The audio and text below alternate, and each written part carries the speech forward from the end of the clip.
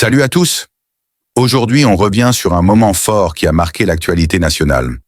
La rencontre du président Patrice Talon avec la jeunesse béninoise. Un échange attendu, riche en débats et en idées, où les jeunes ont eu l'occasion de poser des questions directes et de partager leurs préoccupations.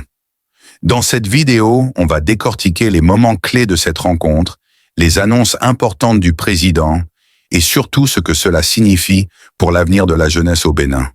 Restez avec moi jusqu'à la fin pour mon analyse complète de cet événement historique. Abonne-toi et active la cloche de notification pour ne rien rater des actualités béninoises. Allez.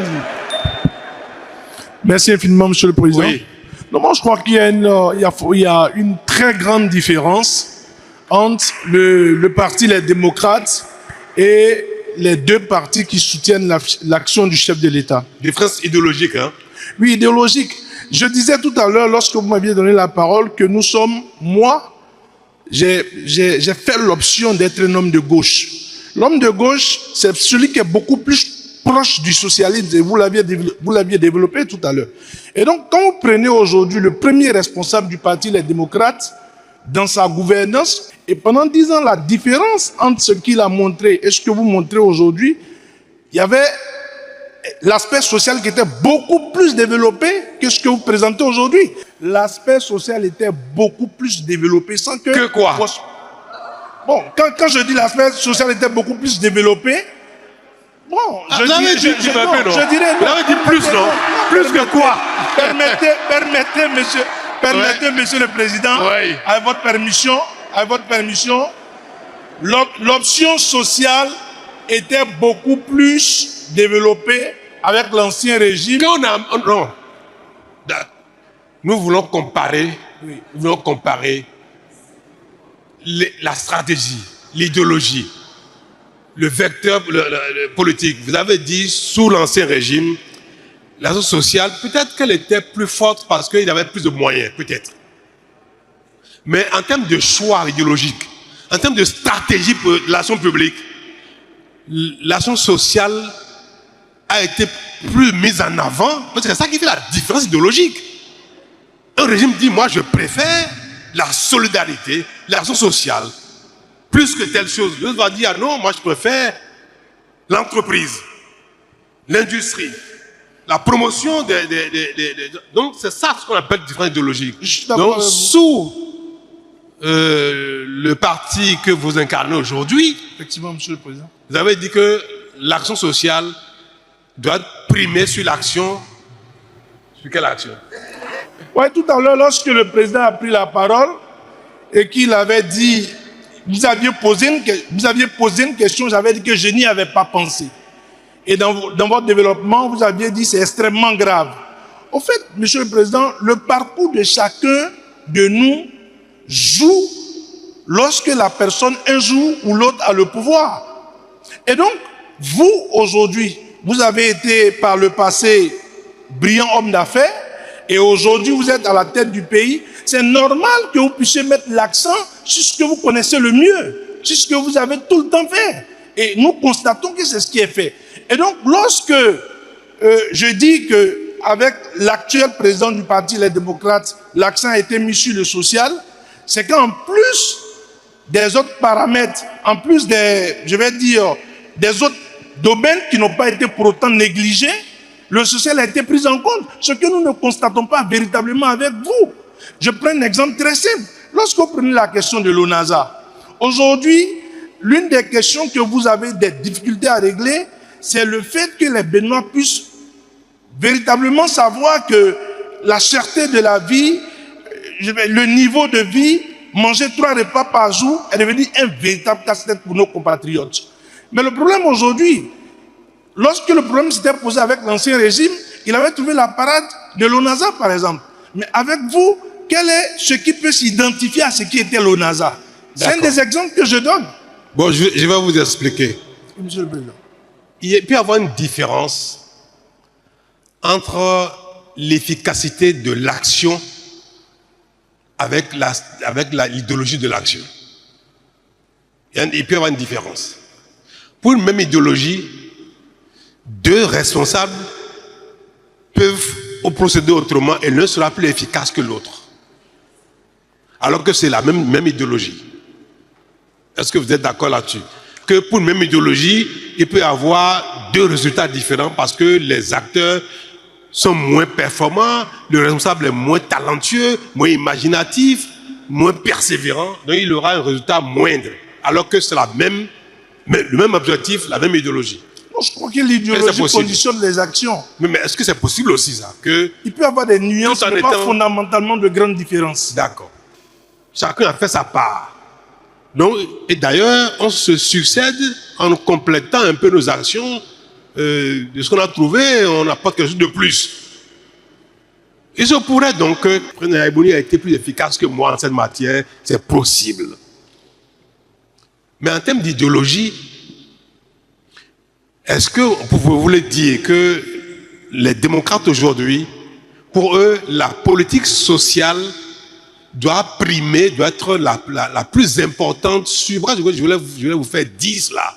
Est-ce qu'elle doit être plus importante que toute autre chose en termes de développement industriel, en termes de développement des affaires, du développement de... Parce que financer les PME, est-ce que ça doit passer après le financement exclusif du social?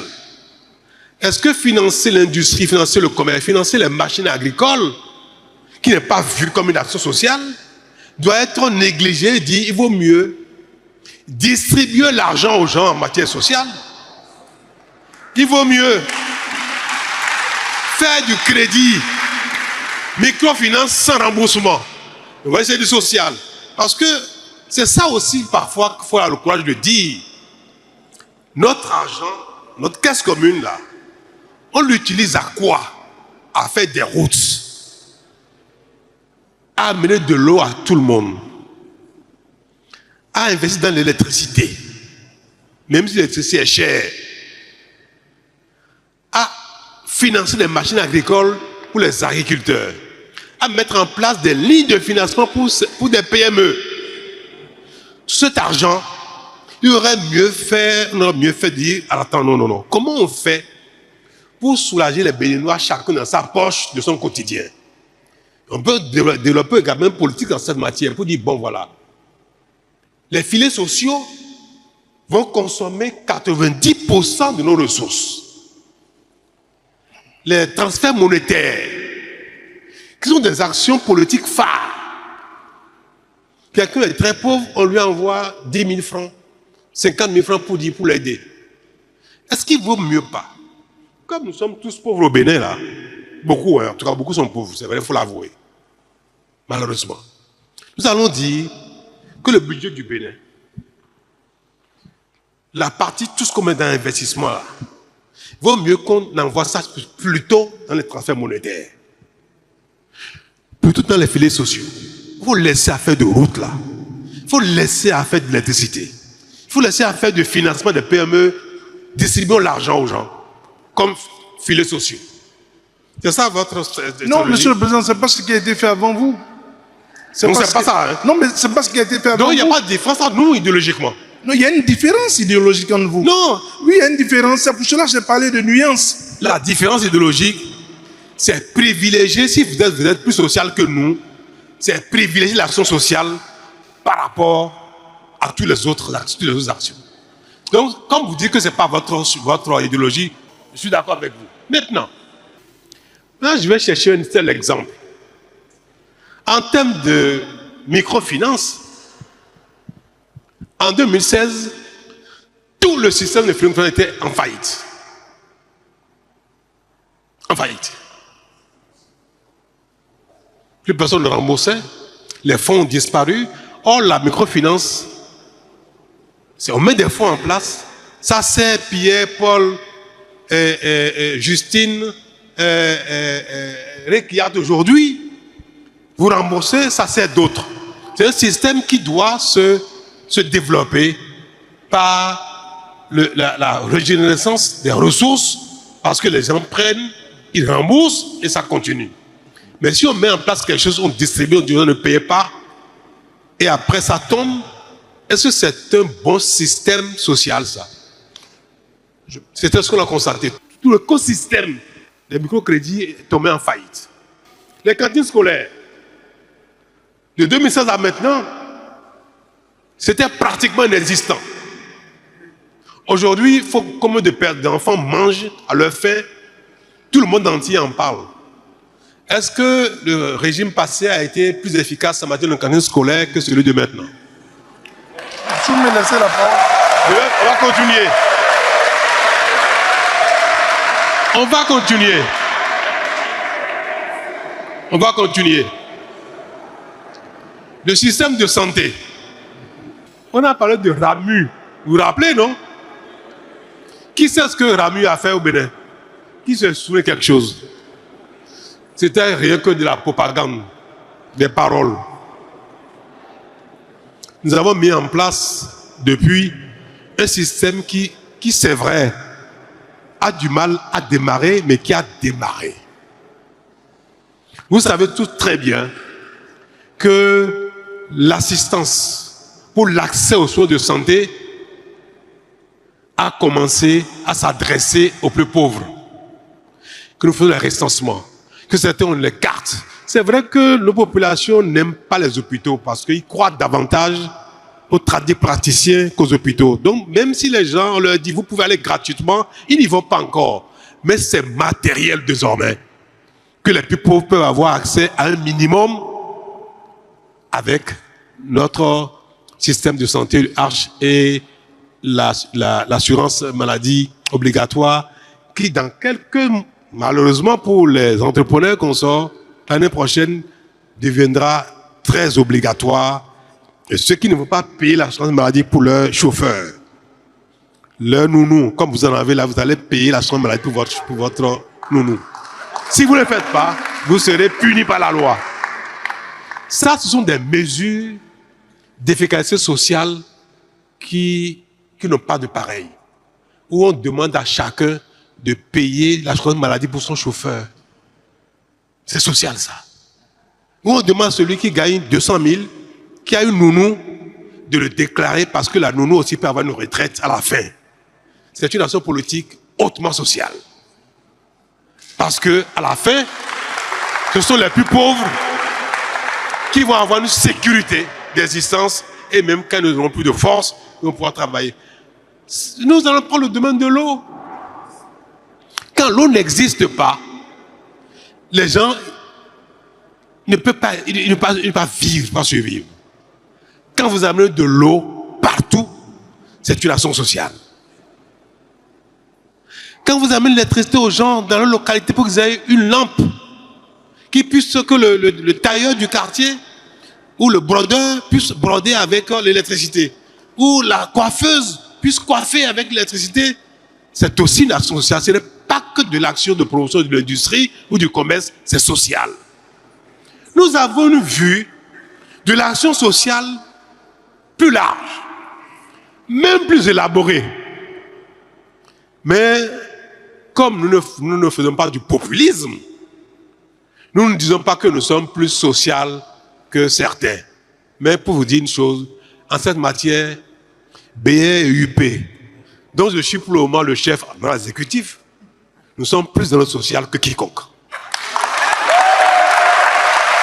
Si vous permettez. Nous sommes. Et comme c'est votre dada, alors en définitive, nous avons la même stratégie. Nous avons la même idéologie, seulement que nous, on est plus efficace que vous. C'est tout. Mais c'est la même chose. Nous voulons la même chose. Et nous voulons la même chose. Alors, conclusion. BR, UP, démocrate, la même chose. Voilà pour cette rencontre entre le président Patrice Talon et la jeunesse béninoise. J'espère que cette vidéo t'a permis de mieux comprendre les enjeux et les messages clés de cet échange. Et toi, qu'en penses-tu? Partage ton avis dans les commentaires. C'est super important d'avoir ton point de vue. Si tu as aimé cette analyse, n'oublie pas de liker, de t'abonner et d'activer la cloche pour ne rien manquer des prochaines vidéos sur l'actualité. Merci d'avoir regardé jusqu'au bout et on se retrouve très bientôt pour décrypter ensemble les sujets qui nous concernent tous.